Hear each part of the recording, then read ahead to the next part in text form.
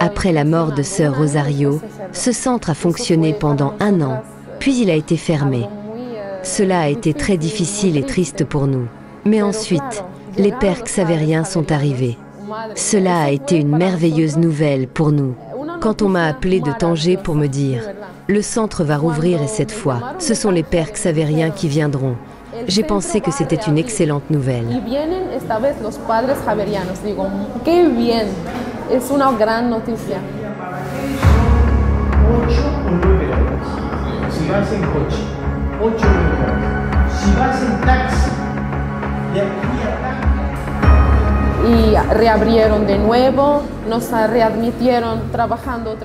Ils ont rouvert. Ils nous ont de nouveau permis de travailler ici et de donner une opportunité à de nombreuses femmes. La nouveauté cette année, c'est qu'il y a aussi des garçons qui viennent avec beaucoup d'intérêt pour apprendre l'espagnol. En travaillant avec les xavériens, nous consolidons une équipe d'éducatrices. Et eux font un travail formidable en accueillant tout le monde sans condition, sans exiger d'études ou de diplôme.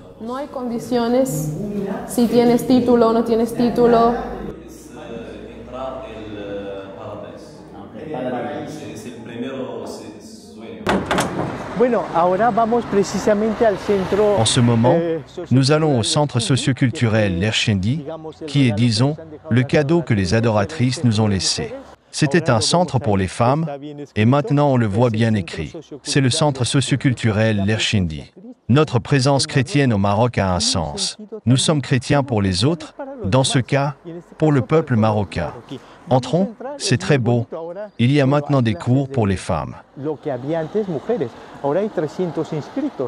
Actuellement, il y a environ 300 inscrits, dont je crois que 275 sont des femmes. Et que viennent faire les femmes ici? Tout d'abord, nous leur offrons un espace d'ouverture et de rencontre où elles peuvent être ensemble. Nous avons des éducatrices musulmanes qui s'en occupent et elles aiment cela. Voici le centre.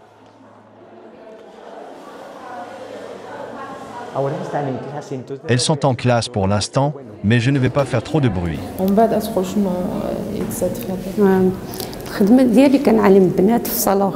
J'enseigne la coupe et la couture. J'aimerais aussi enseigner un cours de conception de modèles, car les élèves le demandent beaucoup.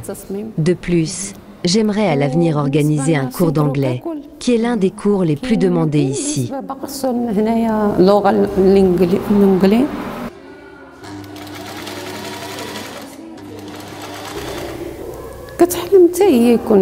Aujourd'hui, les femmes ont plus de rêves et de désirs de faire des choses. Avant, il était interdit aux femmes de sortir de chez elles et de faire quoi que ce soit.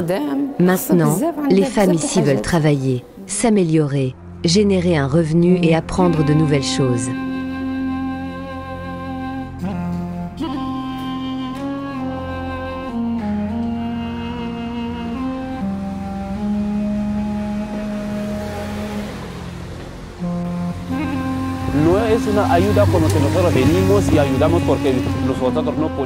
Ce n'est pas une aide comme si nous venions donner parce qu'elles n'ont pas ou ne peuvent pas avoir.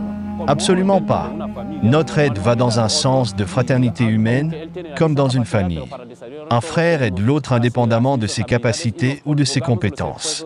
Il le fait par affection, par l'amour qu'ils ont l'un pour l'autre. Nous ne venons pas avec l'idée qu'ils sont inférieurs et nous supérieurs. Nous venons pour vivre ici avec eux la fraternité et ainsi faire chemin ensemble et nous entraider. Chaque jour, je traversais le canal qui séparait mon quartier de l'autre.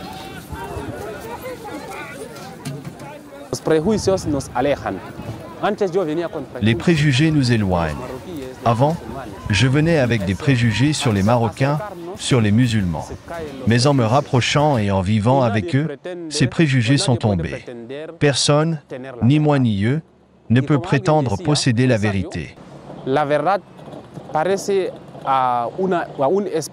Un sage disait que la vérité est comme un miroir que Dieu avait, mais qui lui est tombé des mains et s'est brisé en morceaux.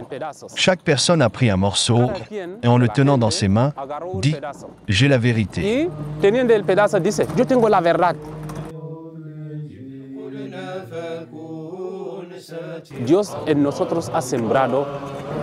Et c'est vrai, Dieu a semé en nous un morceau de vérité. Mais pour parvenir à la vérité totale, nous devons unir ces morceaux de vérité, ces morceaux de miroir que nous avons, pour d'abord nous regarder nous-mêmes, puis ensemble. C'est dans ce reflet que nous trouverons la vérité de Dieu.